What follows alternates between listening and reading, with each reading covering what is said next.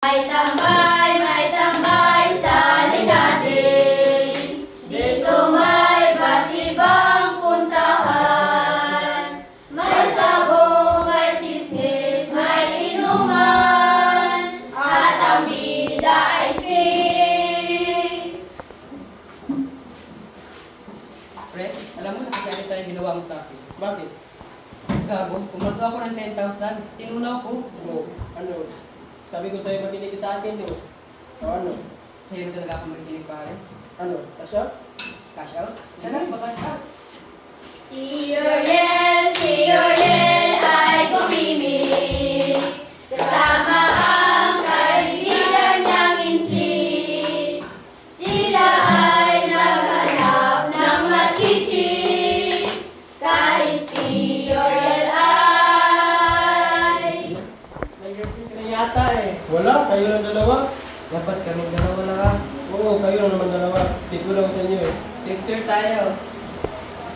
nagambay sila sa babaihan. Kasama ang kanilang magiinuman.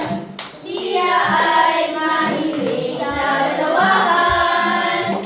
Siya ay kilala. Manloloko! Ha? Ano tong nakikita ko? Akala ko pumunta ka sa birthday ng pamangkin mo. Tapos nakikita ko nasa bar ka? Birthday yun. Picture ko yun yung grade 2 at grade Teacher, ganun ka sweet. 3. Namiss niya ako. Pinagloloko mo ko. Alam mo na, break na tayo. Ayoko na. Hoy, halika rin. Bakit po? Tingnan mo, listahan ang utang mo. Ito po. Oh, ubos na panindan ko dahil sa kakautang mo. Kapag naman yung bitcoin.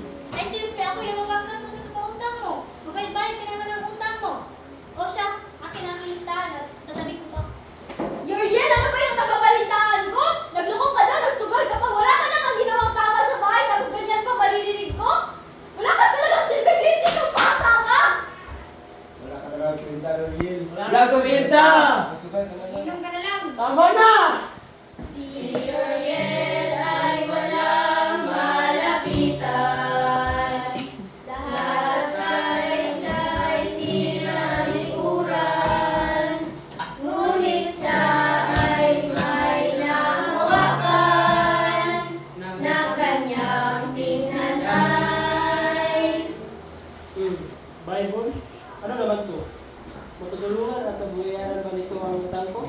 Pero siguro, wala namang mawawala kung dumasahin ko ito.